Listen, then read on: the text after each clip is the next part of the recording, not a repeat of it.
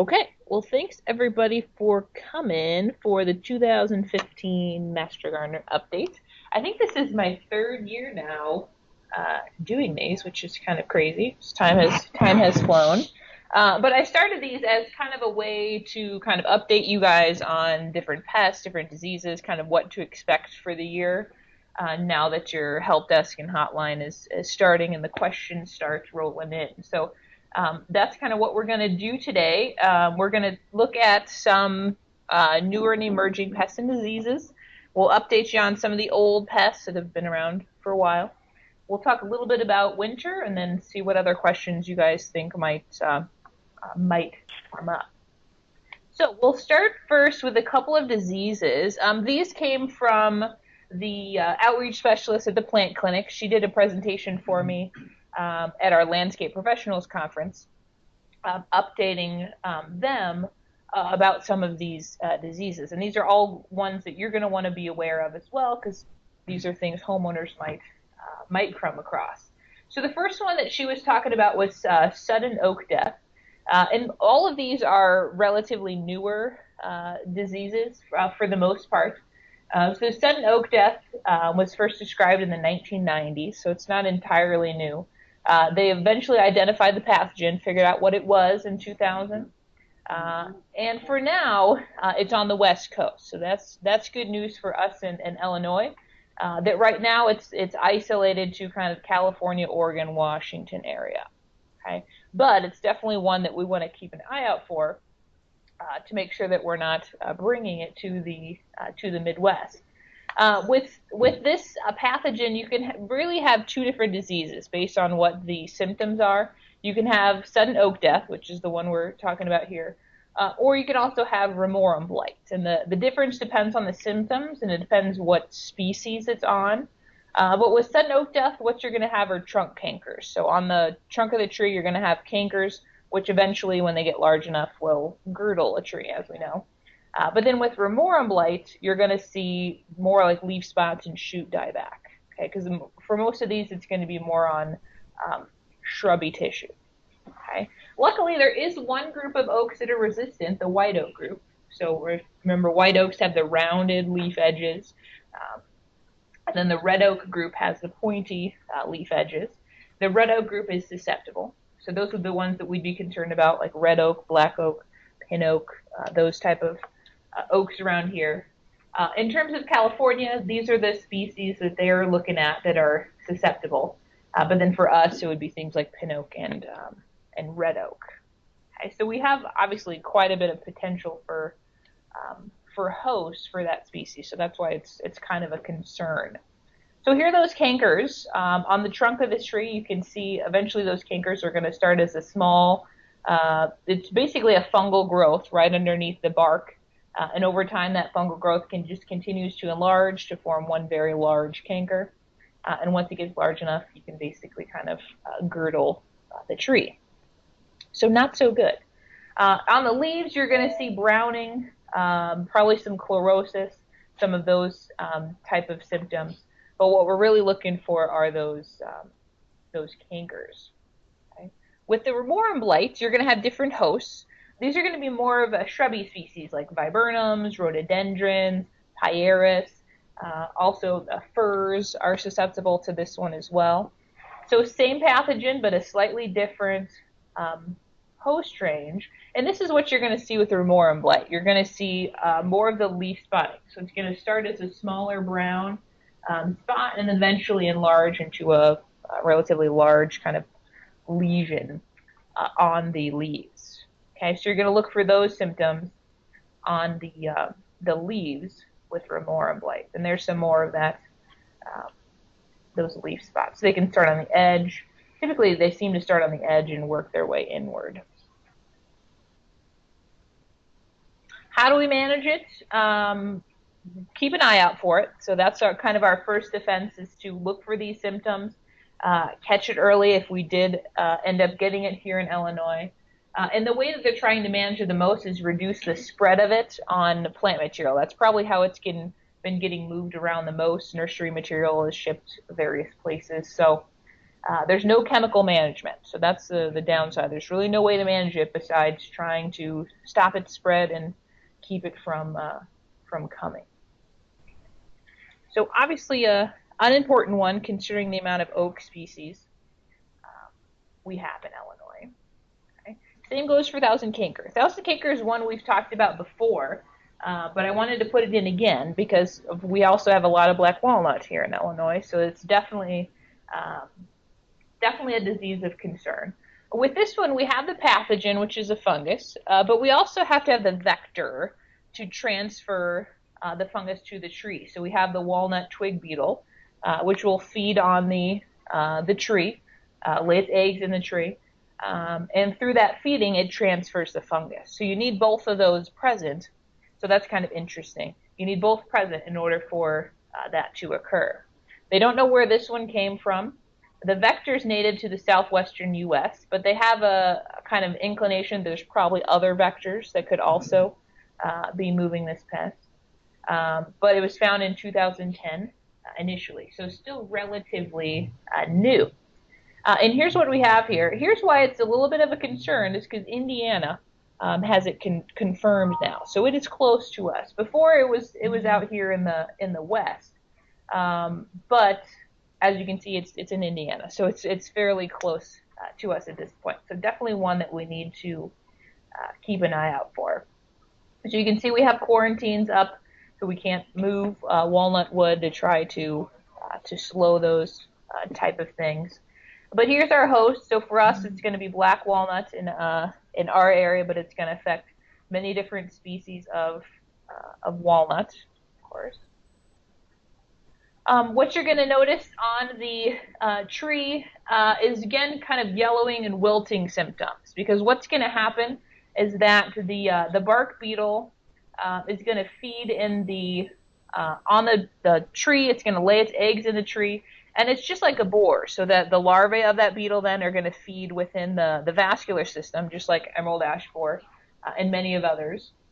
And then that fungus is going to start to grow right below the bark as well. So over time, as that fungus gets larger and larger, the cankers get larger and larger, and the tree eventually becomes girdled. So they start out as small little cankers, and then eventually they enlarge and form essentially one large canker. Okay. Management, again, keep an eye out for it. Try to check it early if we do get it here in Illinois. Reduce the spread of wood, so just like ash wood, we don't want to be moving walnut wood anywhere either. If we do have infected wood, we need to burn it or bury it, not move it anywhere, because otherwise there's no chemical management. So just like sun, no duck, we don't have a way to manage it at this point. So once it does get here, that's why it's a big concern. We don't have a way to manage. Okay, so that's our 1,000 cankers. That one I think we'll continue to cover every year because, as we said, it's kind of a one to definitely keep an eye out for. Now, the plant clinic also wants you to emphasize that there's going to be a specific kind of sampling for all of these different diseases as well. So Diane from the plant clinic was talking about this with the 1,000 cankers. Obviously, if we want to confirm it, we need to send it to the plant clinic on campus. Contact them before so they know it's coming, and they're going to have specific kind of sampling techniques for whatever the disease is. So that's why it's always good to call ahead so you know how to package it, how fast you have to send it there, because in this case, 1,000 cankers, you need to send that sample overnight. Otherwise, it's in that package for a while. It can get moldy, it can dry out, you can lose the viability of the sample. So it's always good to call ahead so you know what you need to send and how fast you have to send it. Okay. Remora Blights. This one not entirely new, but another one we still need to keep an eye out for. This is another fungus, so fungal pathogen. Symptoms first described in the 1990s, pathogen identified in 2012, so we didn't know what it was for a while. And it's likely a native fungus that's been here. We just haven't been able to identify it until now. This one, the nice thing about this is it is limited to bur oak, so we just have one species to deal with here. And it tends to be the most mature on bur oaks on kind of more savanna sites or upland sites. Uh, and this variety in particular is especially susceptible if you do have that particular variety of bur oak. But it's going to be all bur oaks that are susceptible. This is the map as of March 2014 from Iowa State. So you can see us here in the northwestern corner. We are certainly in the area of bur oak blight. So it's definitely one that we need to keep an eye out for because we are in that zone. Okay.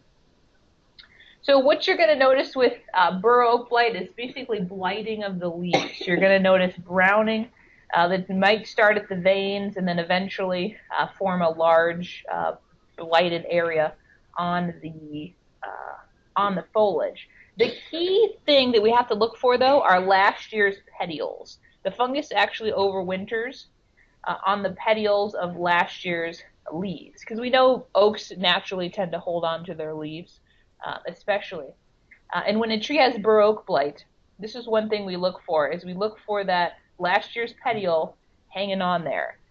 And when you send in the sample to the plant clinic, that's actually what they want you to send. They need you to find last year's petioles and send that in. So they actually need that to be able to culture out the fungus. In terms of management, we can try to keep the tree healthy, so water it, maintain it as much as possible, prune and remove any dead branches. And we do have trunk injections for this one, so we do have a chemical management. But of course, it's going to be an additional cost, obviously. One application should last several years, and Iowa State has some different research studies on that. So we do have options with this one, which is good, unlike our other ones. And then here's our sampling for the plant clinic. So they want approximately 10 symptomatic leaves, and they need the petioles from the last season so that they can get those spores and culture it out well. And then they just want it in a plastic bag kept cool. Okay? So a little bit different than some others. So keep an eye out for that one. And then the last one that Diane was talking about was Rosette virus. And we know about viruses. Once a plant has it, they have them forever. There's no cure for a virus. So that's always the downside of viral problems. This one is an older pathogen, just first described in the 1940s, but we just identified it in 2001 and figured out what it was. And this one's vectored by a mite. So a virus needs some type of vector. It needs a way to get into the plant. So this one is carried on a mite, and when the mite feeds on the rose, it transfers it that way. Again, limited to a specific host, so just rose species on this one. And it affects almost all roses, all types of roses. Shrub roses, multiflora rose, which we know is obviously incredibly invasive, so that's not a bad thing. But the other roses are quite ornamental, so that's kind of where we're concerned. The shrub roses, rad raz is another name for knockout roses. And we know how many people have knockout roses. There's a lot of knockouts out there. So this is an old map. You can see on the right, there's multiflora rose, which, like we said, is very invasive. So that's everywhere. And then the one on the left are rosette disease symptoms. That's an old map, so you can almost just kind of assume that it's in most areas by now. Okay. So what you're going to notice with rosette, this could be hard to identify because certain rose varieties will do some of these things naturally. For example, one thing you're going to notice is a huge amount of thorns. Okay, on the growth, when a rose has this virus, it is going to be crazy thorny. But then some varieties do that naturally, so that can be kind of hard to tell. It's also going to have new growth that's red in color, which can also be confused with natural rose growth. What you're going to see, though, is also witch's brooming, which we know is where we have a whole bunch of growth originating from one point. So you tend to get these large clusters of just kind of gnarly, very thorny growth. That's probably going to be your easiest symptom to look for. In terms of management, we got to start with healthy plants. So making sure we buy virus-free plants, inspecting the nursery stock before we plant it. If there are roses in your yard that you don't want, better to get them out of there so that they're not a host for rose rosette. So if you have multiflora rose, it would be good to manage it so that we're reducing the amount of hosts. If we do find a rose that has it, we need to remove it and destroy it. So either bury it, burn it. Diane also mentioned you can put it in a black plastic bag and just let it bake in the sun for a period of time. And that will also work because there's no chemical management. So when you find a landscape that has this and there are other roses nearby, you're going to want to remove that plant and destroy it, get it out of there before that mite is able to spread to other roses. So one to keep an eye out for, considering that we have a large amount of rose potential out there in the landscape. Okay, sampling. She wants leaves and canes, plastic bag, kept cool, and overnighted for that one. Okay, but like I said, just call ahead, and they'll give you the best recommendation for what you're doing. Okay, any questions about those here? Or out there anywhere? Okay. If you have questions, there's lots of fact sheets about all of these, so if you need more information about management, any of that. But those are definitely ones to keep an eye out for so we can catch those early. Now, EAB, of course, not new. We've known about EAB for a while, but it does continue to move. Here's the most recent map. This one's from November 2014. So you can see they've included quite a few more counties recently because the EAB has moved all the way to the west, essentially. So the quarantine has moved all the way to the west, and we're still holding out a little bit down there in the south. But you can see all our red dots are confirmed EAB locations. So at this point, for all our counties, at least that I'm in, it's been confirmed in all of them, so it's safe to assume that it's everywhere now. So just keep answering those questions as they call in. You all have that EAB notebook at the Master Gardener desk that has a whole bunch of resources in it, whether they need chemical options or replacement options, all of that. So you have lots of resources. But you were just saying we already had 2 calls. We had 2 calls this morning. Yeah, 2 calls this morning here in DeKalb. So I think they'll continue. So we just got to keep giving them the info, giving them the options, and see what they want to do. Okay. And I'm assuming we'll probably have more confirmations this year, and the quarantine will move out a little bit. You never know. Here's the U.S. then, so it's not just us in Illinois. It hasn't really changed a whole lot this past year. It was already in Colorado. It was already in Georgia. So for the most part, I don't think there's any huge new additions here in terms of new states. But we'll see what happens this year. And I got to remind you again, this is the same info we gave last year from Phil, who's our state entomologist. He emphasizes this at all his presentations. We had that drought of 2012, but we're still seeing the effects of that to the max 3 years later. So he likes to use this visual in saying that 2015 is going to be the height of borer problems as a result of that drought. So that's why we're going to get a lot of the EAB calls. We're going to get other trees that have borer problems. And it's going to be a tough sell to tell them it's because of the drought. But really that's the cause. And we just kind of have to explain that it takes a couple years for borer damage to show up. They were probably infested in 2012, but we don't see the damage till 3 or 4 years later. So expect other borer calls, not just EAB, unfortunately. Okay, in terms of borers then, we know they attack stress trees. So this is why it's such a huge problem. So if people ask, well, what can I do to maybe prevent this in the future? We can talk about making sure they're in the right hardiness zone. So we're planting zone 5 trees and shrubs. We have good quality soil, it's not compacted, anything like that, because that can also add to the amount of stress, obviously. We can also emphasize trying to keep those plants as healthy as possible. So watering, proper pruning, because if a tree has a large amount of sap flow through it, which a healthy tree will, it may be able to just flush out some of those eggs naturally before they are able even to hatch and get into larvae. So a healthy tree can prevent itself some issues sometimes. All right. And then pruning any dead or dying limbs. We want to prune those out so that it's a less potential site for borers. And do it at the proper time. Dormant season, as we know, is always going to be better for pruning because the borers aren't active during that time. So prune in the dormant season if we can. Okay. All just kind of basic borer knowledge.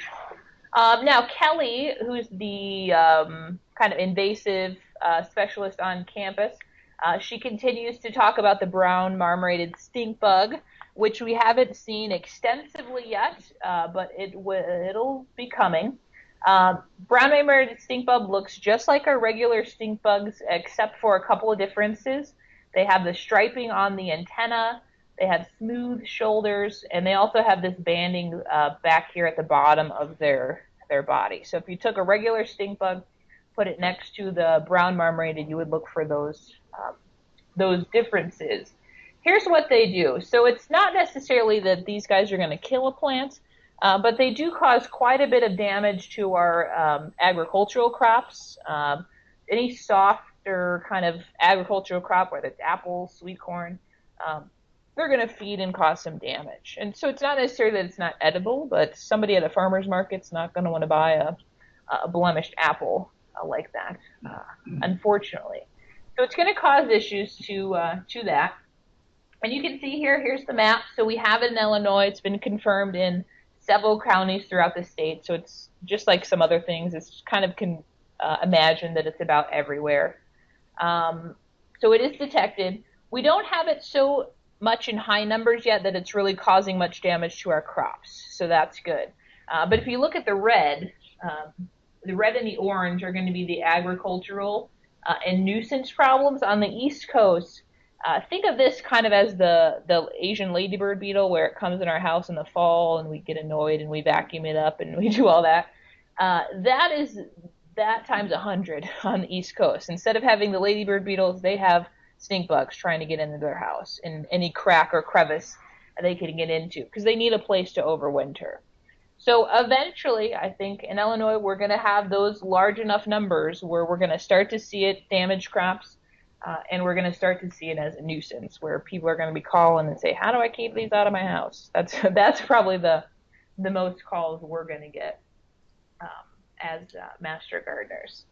Luckily, last year, some of the studies show that extreme cold temperatures can kill a lot of the stink bugs that are outdoors and in vulnerable sites. But of course, they're good at hiding. So if they came inside, they're still gonna survive. So we might have gotten some winter kill, but like I said, they're good at hiding. So do they indeed have an odor?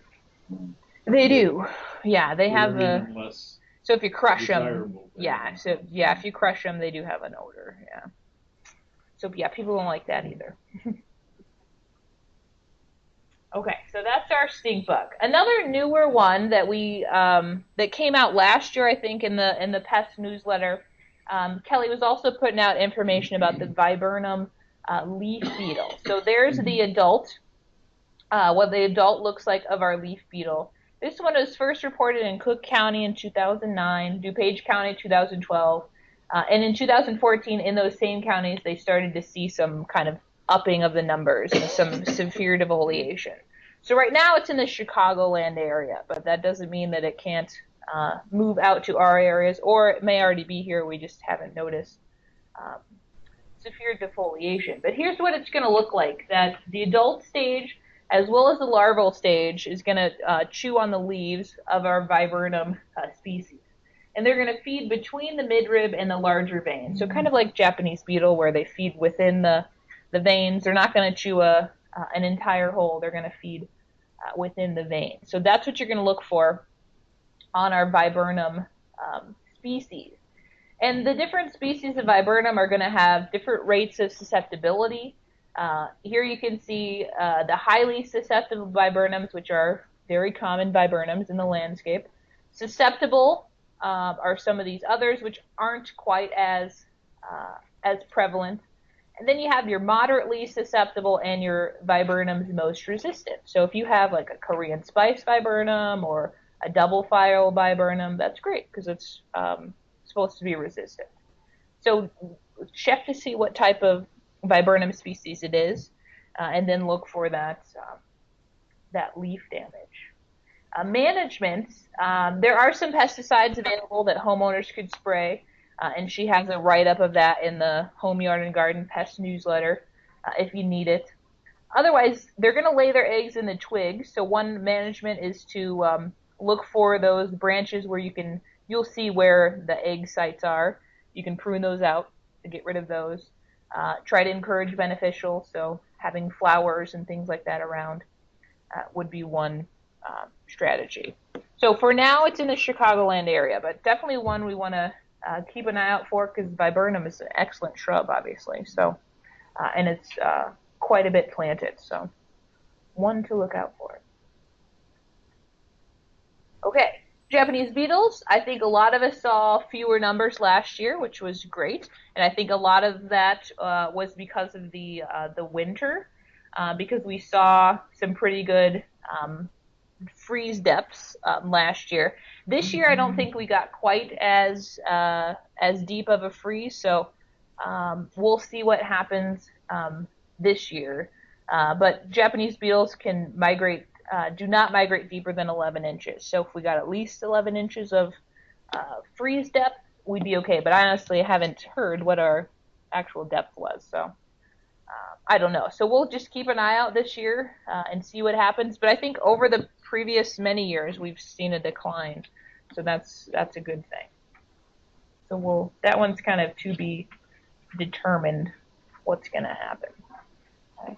Now, in terms of winter, last year, of course, we had a whole lot of winter burn and we had a lot of deer damage. This year, not seeing it quite as much. I've noticed a little bit of winter burn on some species, but definitely not as much as last year. So I think people watered well going into fall, more so than they did last time, so that helped. I also saw a lot of people doing burlap to protect them, so I think people were more proactive. Less deer damage, it seems. Would you agree with that? Anybody else? Has anybody noticed a lot of deer damage? Yeah, I haven't noticed as much, unlike last year where they just chewed up the bottom 4 feet of some evergreens. We had a relatively good snow cover, so we should have pretty good return of most of our perennials. We should have had some pretty good insulation for some of those marginally hardy things. But otherwise, I would say winter, it was cold for us, but I would say plant-wise, I think we should be fairly good winter-wise. Has anybody else noticed anything else for winter? Yeah, I mean, it seems pretty good. So I don't think we'll have as many of the kind of winter burns and those type of calls this season. So that'll be good.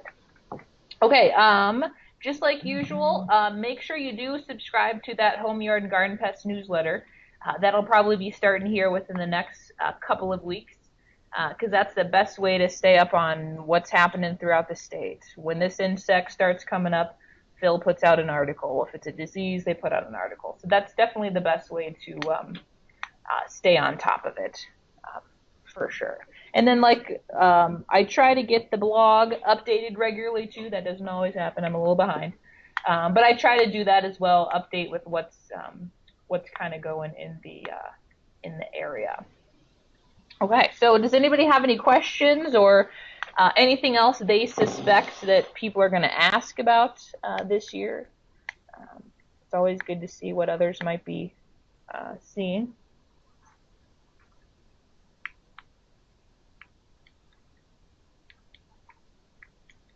We usually get a lot of pruning questions coming out too. Yeah, that's a good one. So yeah, maybe brush up on the pruning. And usually the kind of a blanket statement you can usually say just figure out when it flowers and then prune after flowering typically. I mean, it depends on the shrub, but you want to look at when it flowers. Maggie asks, is there evidence of any pine blight? I just had a call from a lady the other day who what she was describing sounded like pine wilt, because she was talking about a beetle chewing on the tree, and then it was brown almost the entire way. So I did hear that from her, and I don't know for sure that it's pine wilt, but it sure sounded like it. Otherwise, no, I haven't heard of any huge incidences of pine issues.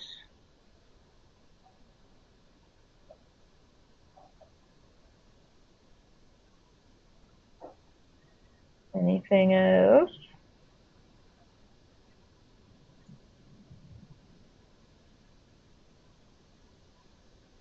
Okay, well, have an excellent season at the hotline and the help desk. Hopefully, we'll get some good questions. We did do, I don't think I've sent this out, but we did do a survey this last year. Monica organized a survey of a couple of the units to figure out who was actually calling the hotline and did they actually use the things we recommended, things like that. So I'll have to send that out because there was some interesting information.